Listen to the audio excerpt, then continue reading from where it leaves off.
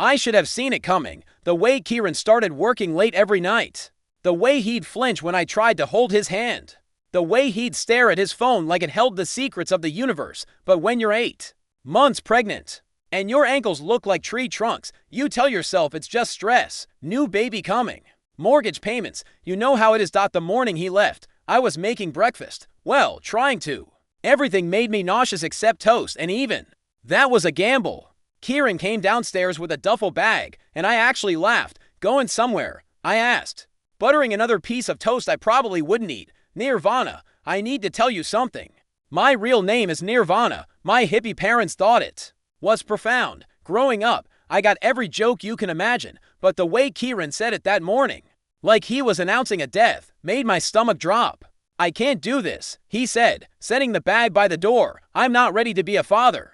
I'm not ready for this. He gestured vaguely at my belly. At the kitchen where we'd hung ultrasound photos on the fridge, at the life we'd built together. For 3 years. What are you talking about? I sat down heavily, my hand automatically going to my stomach. The baby was kicking, probably sensing my panic. I'm leaving. Nirvana, I'm sorry.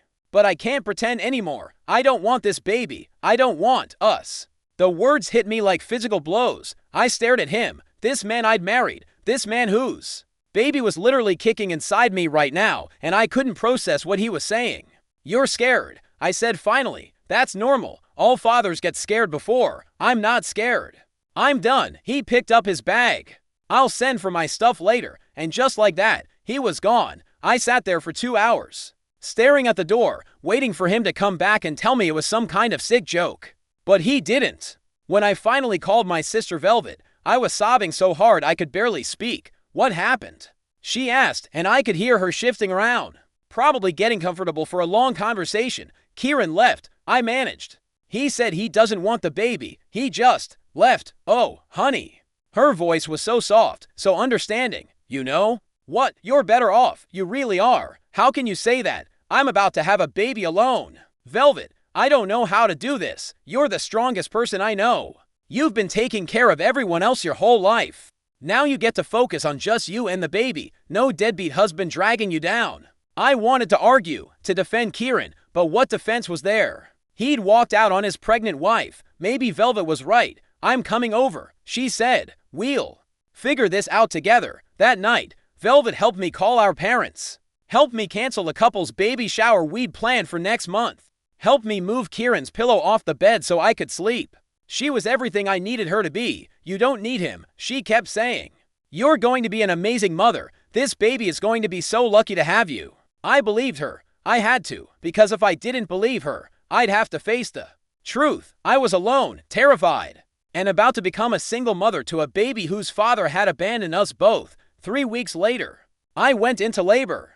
Velvet drove me to the hospital, held my hand through contractions, and was the first person to hold my daughter after me. I named her Lyric, continuing the musical theme my parents had started. Looking down at Lyric's tiny face, I felt something I hadn't expected. Relief. Kieran was right about one thing. I was better off without him. My daughter deserved better than a father who would walk away. We both did, or so I thought. The first few months were brutal. Lyric was colicky. I was exhausted, and the house felt too big and too quiet without Kieran's presence. But Velvet was there for everything. She came over almost every day, brought groceries, helped with laundry, held Lyric when I needed to shower or just cry. You're doing amazing, she'd tell me when I was sure I was failing at everything. Look at her. She's perfect, and it's because of you.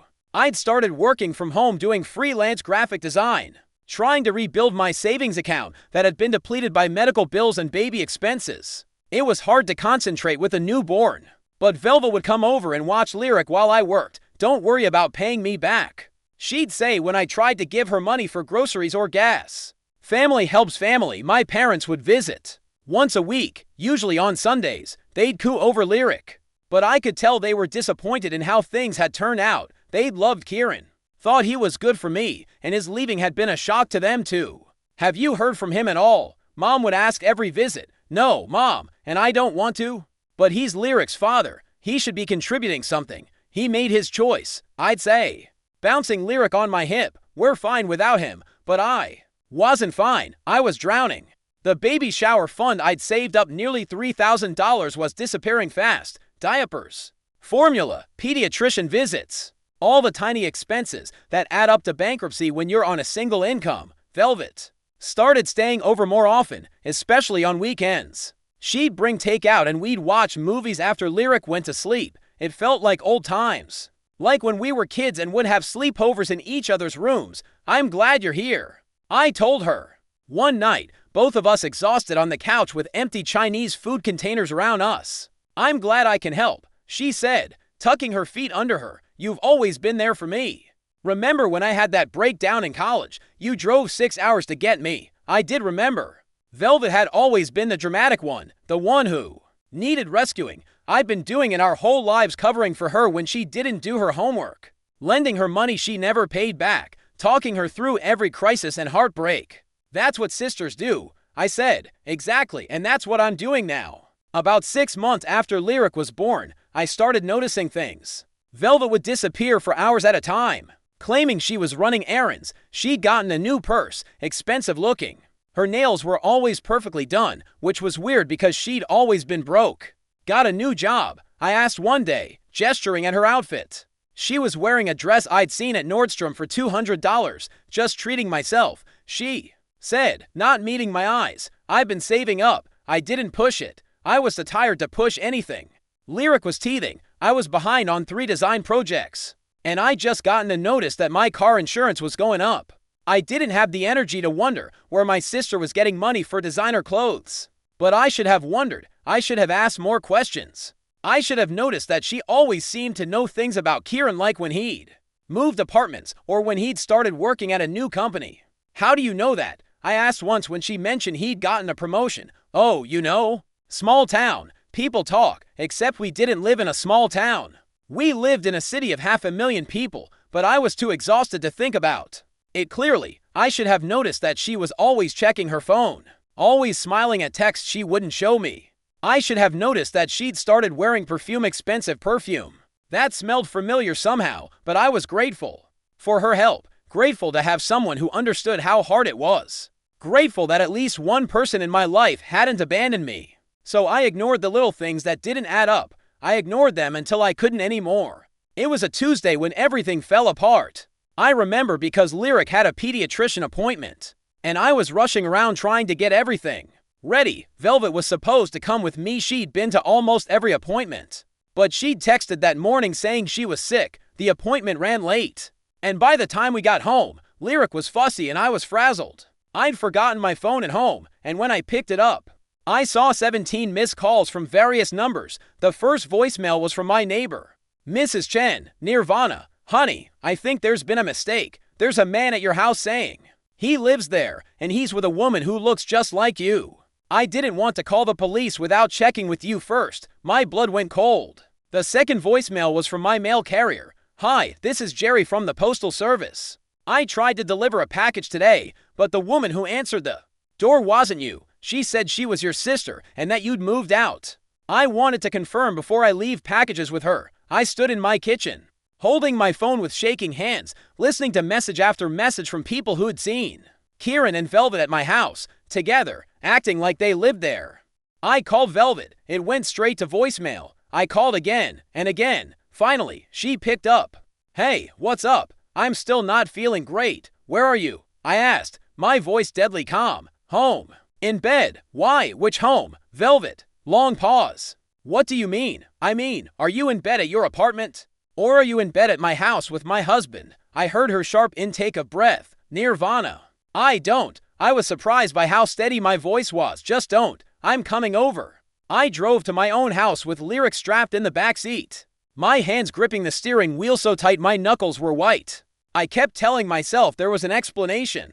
That maybe Kieran had broken in, that maybe Velva was trying to help somehow. But deep down, I knew. I'd known for weeks, maybe months. All those little things that didn't add up, they were adding up now. I pulled into my driveway and sat there for a moment, looking at the house where I'd planned to raise my daughter, where I'd thought I'd build a life with Kieran. There were lights on in the bedroom. Our bedroom. I got out of the car, got Lyric out of her car seat, and walked to the front door. It was locked. I used my key. Velvet. I called out, I know you're here. They came down the stairs together. Kieran looked exactly the same tall. Dark hair, that sheepish expression he got when he was caught doing something he shouldn't. Velvet looked guilty, but defiant, her chin raised like she was preparing for a fight. Nirvana, Kieran said, stopping halfway down the stairs. I didn't expect, clearly. I shifted Lyric to my other hip. She was staring at Kieran with wide eyes, probably wondering who this stranger was. So, this is what I can't do this. Looks like you can't do it with me, but you can do it with my sister in my house. It's not like that, Velvet said, finally finding her voice. Really, what's it like then? She looked at Kieran, then back at me. It just happened, Nirvana. We didn't plan it. When did it start? Another look between them. Does it matter? Velvet asked. Yeah, it matters. Kieran cleared his throat. A few weeks after I left. Bullshit. I was still calm, which was starting to scare me. You don't just run into each other and fall in love in a few weeks. When did it start? They looked at each other again, and I saw the truth in their faces. Before, I said, it started before. You left, Nirvana. Velvet started. How long before? 6 months. Kieran said quietly. 6 months. I'd been 6 months pregnant when my husband started sleeping with my sister. All those times she'd come over to help. All those times she'd held my hand and told me I was better off without him. All those times she'd listened to me cry about feeling abandoned. She'd been sleeping with him, the baby shower fund, I said. Suddenly, the $3,000 I saved up, it's gone. Neither of them answered. But I could see it in their faces. What did you spend it on? Nirvana, please, Velvet said. Let me explain. What did you spend it on? We went to Cabo, Kieran said, and we bought some things. Like what? Watches, Velvet whispered. Matching watches. I stared at them. My baby shower fund. The money I'd saved for diapers and clothes and everything Lyric would need. They'd spent it on a vacation and jewelry. While I was struggling to pay for formula, they were buying matching watches. Get out. I said quietly, Nirvana, please, let me explain. Get out of my house. Both of you. You can't throw me out. Kieran said, my name is on the lease too. Then I'll leave. But I'm taking my daughter, and I'm taking every photo, every memory, every piece of evidence that I ever lived here. I looked at Velvet. I hope it was worth it. As I turned to go, Velvet grabbed my arm. Nirvana, wait, I know this looks bad. But I shook her off. Bad. This looks bad. I laughed, and it sounded horrible even to me. My husband left me when I was 8 months pregnant. My sister, who I trusted more than anyone in the world, has been sleeping with him and spending my money while pretending to take care of me. That doesn't look bad, Velvet. That looks like betrayal. Love isn't theft, she said, lifting her chin. You just lost. Those words hit me like a physical blow. I stared at her, this person I'd shared a room with growing up, who I'd protected and defended and loved unconditionally my entire life. You're right. I said finally, I did lose. I lost a sister, and I walked out of my own house, carrying my daughter, with nowhere to go and no one to trust. I drove around for 2 hours before I finally went to my parents' house. Lyric was crying, I was crying, and I felt like my entire world had collapsed. Mom took one look at me and ushered me inside. What happened? She asked, taking Lyric from me. I told them everything. The affair, the money, the lies. I expected them to be outraged, to be as devastated as I was. Instead, they exchanged a look that made my stomach drop. We knew. Dad said quietly, you knew? We suspected. Mom corrected. Velvet's been different lately, happier. And when we saw them together at the grocery store last week, you saw them together and didn't tell me. We weren't sure what to make of it, Dad said. We thought maybe they were just talking, working things out for your sake. Working things out. I couldn't believe what I was hearing. Dad, he abandoned his pregnant wife. There's nothing to work out. Nirvana. Honey, Mom said, still holding Lyric. I know this is hard, but maybe it's for the best. How is any of this for the best? Well, if Kieran is happy with Velvet, and if they're planning to be together anyway, maybe it's better that it happened now rather than later. I stared at my mother. This woman who'd raised me, who'd taught me about right and wrong, who'd always told me that family came first. Are you serious right now? I'm trying to be practical, she said. You and Kieran weren't working out. Anyone could see that, at least this way. Lyric might have a stable family environment. A stable family environment. Mom, he left me when I was 8 months pregnant. And now he's with someone who makes him happy. Someone he actually wants to be with. The words hit me like a slap. Someone he actually wants to be with, you know? What I mean, Mom said, but she wouldn't look at me. I did know what she meant. I'd always known, even if I'd never admitted it to myself. Velvet was the pretty one, the charming one, the one who got attention everywhere she went. I was the responsible one, the one who cleaned up messes and paid bills and made sure everyone else was okay. Where are you going to stay? Dad asked, clearly trying to change the subject. I don't know. I thought maybe here, just for a few days. Oh, honey, I don't think that's a good idea. Mom said quickly, you know how the baby cries at night. And your father has been having trouble sleeping lately. Mom, I have nowhere else to go. There's the extended stay motel on 5th Street. It's not too expensive, and they have weekly rates. I looked at my parents, these people who'd raised me, who'd told me they loved me my whole life. And I realized they were choosing Velvet. Even now, even after everything she'd done, they were choosing her. He chose her, Dad said, as if he could read my thoughts. I know it's hard, but maybe it's time to let it go. Let it go. I stood up, my hand shaking. Let it go. My husband cheated on me with my sister. They stole my money, and you want me to let it go? Fighting won't change anything, Mom said. It'll just make things harder for everyone. For everyone, or just for you. Neither of them answered. I took Lyric back from my mother, gathered her diaper bag, and headed for the door. Nirvana. Mom called after me. Don't do anything dramatic. Think about what's best for the baby. I turned back to look at her. I am thinking about what's best for the baby. I'm thinking that she deserves a mother who doesn't let people walk all over her. Where are you going? To figure out my life, without any of you. I spent that night in the extended stay motel, holding Lyric and trying to figure out what to do next. I had about $800 in my checking account, a car payment due next week, and a baby who needed everything. But for the first time in months, I felt something I hadn't expected. Anger, not the sad, defeated kind of anger I'd felt earlier. This was clean, focused, and it was giving me energy I didn't know I had. They thought I would just disappear, just fade away and let them have their happy ending. They thought I was too weak, too broken, too dependent on them to fight back. They were wrong. I opened my laptop and started researching family law attorneys. If Kieran wanted to abandon his daughter, fine, but he was going to pay for that choice. Literally, and if my family thought they could choose sides and there would be no consequences, they were about to learn otherwise. I didn't sleep that night. I planned. The next morning, I did something I'd never done before in my entire life. I went completely silent. No calls, no texts, no explanations. I just disappeared.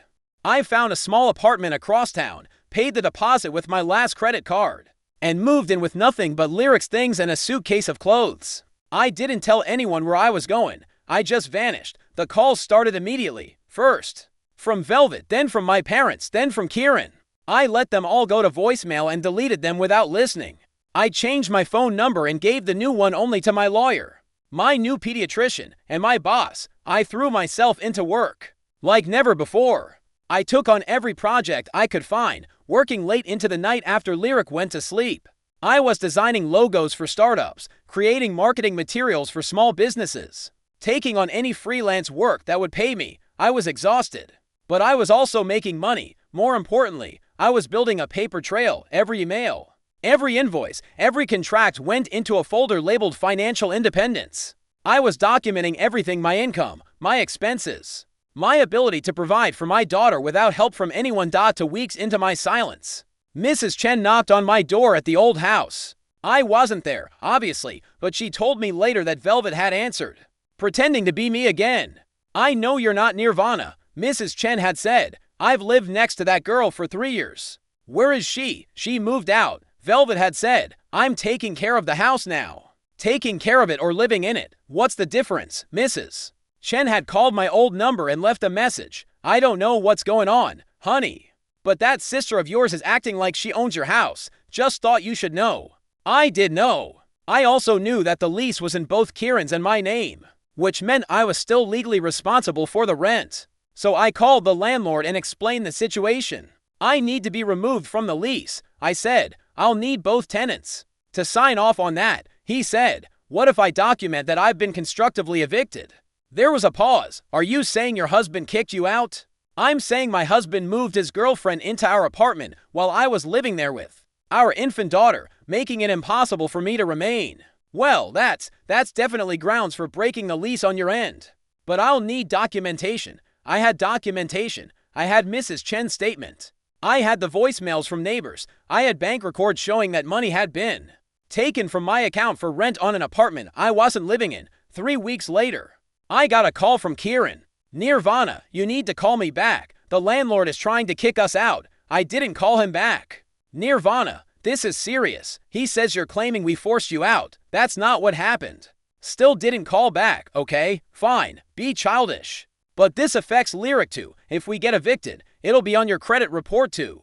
Now I called back, but not him. I called my lawyer.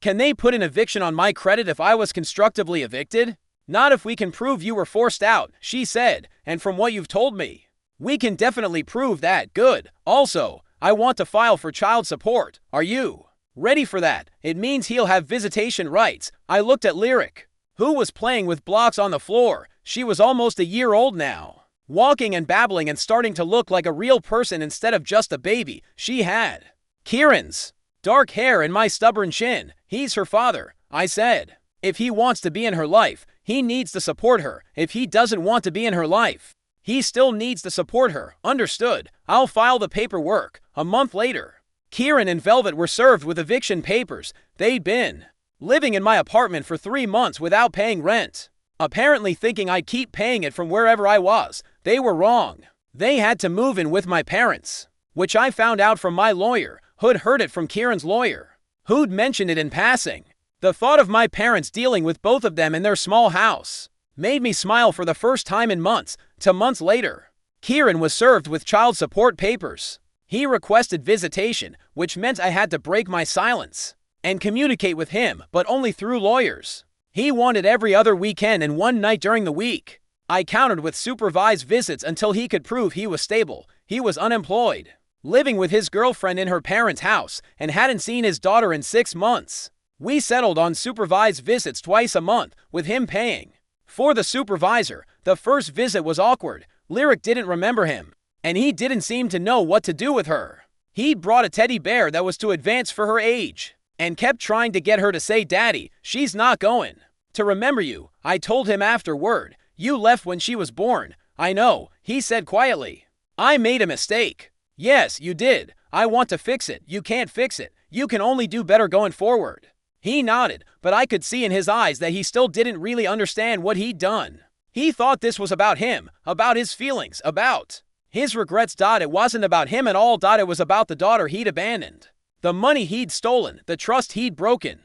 It was about the fact that he'd chosen my sister over his family, and now had to live with the consequences. But mostly, it was about the fact that I was done being the person everyone else leaned on while giving nothing back. I was done being convenient. 2 years passed. I built a life I was proud of, a successful design business, a beautiful apartment, a daughter who was healthy and happy and knew she was loved. I had my own world now, and it was peaceful. I heard things through the grapevine. Velvet and Kieran had gotten engaged. My parents were thrilled, apparently already planning the wedding they'd never planned for me. They were going to have it at the same church where Kieran and I had gotten married. The irony wasn't lost on me. I also heard that Velvet was pregnant, 6 months along. According to the woman who cut my hair, whose sister worked with my cousin, who'd heard it from my aunt, I felt nothing about it. Not anger, not sadness, not even curiosity. They were strangers to me now. People I used to know who'd made choices I couldn't respect. The child support was being paid, mostly on time. Kieran had gotten a job at a factory, not the career he'd dreamed of, but steady work. He saw Lyric twice a month, and she'd started calling him Daddy Kieran to distinguish him from her stuffed animals, which she also called Daddy for reasons only a 3-year-old could understand. I was dating someone new, a kind, quiet man named Phoenix who worked as a librarian and thought my daughter was the most interesting person he'd ever met. We'd been together for 8 months, and he'd never once asked me to choose between him and Lyric or made me feel like I was too much to handle. Life was good. I was good. And then I got a call from my lawyer. "Nirvana, you need to come in. We have a situation." I sat in her office the next day, Lyric playing with toys in the corner, while she explained what she discovered. "When you moved out of the apartment, the landlord filed an insurance claim for damages. Apparently, There was significant damage to the property after you left. What kind of damage? Holes in the walls, broken fixtures, carpet that had to be replaced. The insurance company investigated and found that the damage happened after you'd moved out, which means it was done by the people who were living there after you. I thought about Kieran and Velvet living in my apartment rent-free, probably throwing parties and not caring about the consequences because they thought I'd have to pay for everything. The insurance company is going after them for the damages. But here's the interesting part: they've also been investigating the financial aspects of the case. They found some irregularities. What kind of irregularities? Well, it turns out that when Kieran left you, he didn't just abandon you emotionally. He also committed several crimes. My lawyer opened a file and spread papers across her desk. Taking money from your account without permission, theft. Forging your signature on the lease renewal, fraud. Using your credit card after you'd separated identity. Theft. And then there's the matter of the house. What house? The house they're living in now. The one they think they bought together. I stared at her. I don't understand. 3 months ago, Kieran and your sister bought a house. A nice house. From what I can tell, 3 bedrooms. 2 bathrooms. Big yard. They put it in both their names. Okay, the down payment came from an account that Kieran opened in your name, using your social security number and forged documents. He took out a loan against the child support he owes you, essentially stealing from his own daughter to buy himself a house. I felt like I'd been punched in the stomach. How is that possible? Identity theft is easier than people think, especially when the perpetrator has access to personal information. He had your social security number, your mother's maiden name, your date of birth. He used that information to open accounts and take out loans in your name. So what does that mean? It means that legally, you own half of their house. And because the loans were taken out fraudulently, the bank is going to want their money back immediately. I looked at Lyric, who was building a tower with blocks, completely oblivious to the fact that her father had stolen from her future. What are my options? Well, we can file criminal charges, identity theft, fraud. Theft, he's looking at serious prison time, or we can handle this civilly, forced E. Honestly, both. File criminal charges and sue him. He's been stealing from you for years. And now he's stealing from his own daughter. He needs to face consequences. I thought about it for a long moment. 2 years ago, I would have hesitated. I would have worried about my parents, about making things harder for everyone, about being the bad guy, but I wasn't that person anymore. Do it, I said. All of it. There's one more thing. My lawyer said the timing is interesting. Their wedding is next month. If we serve papers now, they'll hit right around the same time. Is that a problem? Not legally, but it might be emotionally complicated for them. I thought about my sister, who'd stood by my side when I gave birth to Lyric, who'd held my hand through my darkest moments, who'd stolen my husband and my money and my trust. I thought about my parents, who'd chosen her over me, who'd told me to let it go and move on. I thought about Kieran, who'd walked away from his pregnant wife and then spent years stealing from his own daughter. Good, I said, let it be complicated. The papers were served on their wedding day. Not during the ceremony, I'm not that cruel, but at the reception, right after they'd cut the cake. I wasn't there to see it, but I heard about it from 3 different people. How the sheriff's deputy had walked up to their head table. How he'd served them both, her with papers for harboring stolen goods, him with papers for identity theft, fraud, and child support violations. How the entire wedding party had watched as they read the papers, their faces going white as they realized what they meant. How they'd had to leave their own wedding reception to meet with lawyers. How the next day, they discovered their house was being seized by the bank, and they owed me not just the money they'd stolen, but interest and damages. How Velvet, 7 months pregnant, had gone into early labor from the stress and had the baby 3 weeks later in the hospital where I'd given birth to Lyric. How Kieran, faced with 2 children and no house and potential prison time, had done what he did best. He'd run. He'd left Velvet with a newborn baby, just like he'd left me. Some men never learn. But I'd learned plenty. I'd learned that family isn't about blood, it's about loyalty. I'd learned that being kind doesn't mean being weak. I'd learned that sometimes the best thing you can do for someone is let them face the consequences of their choices. And I'd learned that the best revenge isn't getting even. It's building a life so good that you don't need revenge at all. I'm writing this from my home office, the one with the big windows that overlook the garden Phoenix and I planted together. Lyric is 5 now, starting kindergarten next month, and she's convinced she's going to be a veterinarian who also designs websites. I don't have the heart to tell her that's not how careers work. Phoenix and I got married last year in a small ceremony in our backyard. Lyric was our ring bearer and took the job very seriously, practicing her walk down the aisle for weeks beforehand. We're expecting our second child in November, a little boy we're going to name Sage. Yes. I'm continuing the musical theme. Sue me. The house Kieran and Velvet bought with stolen money. I sold it after the bank foreclosed. The profit, along with the back child support he owed, went into a college fund for Lyric. She'll have options I never had. Kieran disappeared for 6 months after the wedding disaster. I heard he'd gone to his brother's place in Oregon, leaving Velvet alone with their son. She named him after their father, probably hoping it would make them take her side again. It didn't work. My parents, faced with a daughter who'd been abandoned by the same man who'd abandoned me, finally started to understand what I'd been trying to tell them. They reached out about a year ago, wanting to meet Lyric properly, wanting to rebuild our relationship. I told them I'd think about it. I'm still thinking. Velvet tried to contact me directly last month. She sent a long email about how sorry she was, how she'd made mistakes, how she hoped we could work things out for the kids' sake. She said Kieran had left her with nothing, that she was struggling to make ends meet, that she needed help. I deleted the email without finishing it. Some bridges burned completely.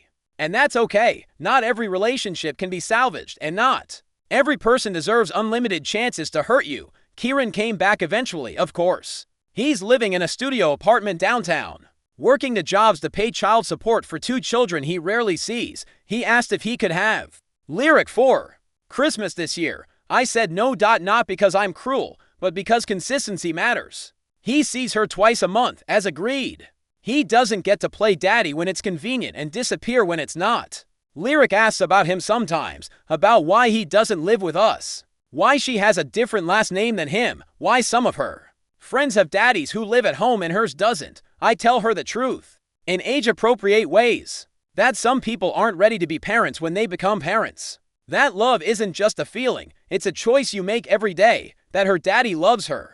But he had to learn how to be a daddy after she was born instead of before. She seems to understand. Kids are more resilient than we give them credit for. I don't hate any of them anymore. Hate is exhausting, and I don't have energy for exhaustion.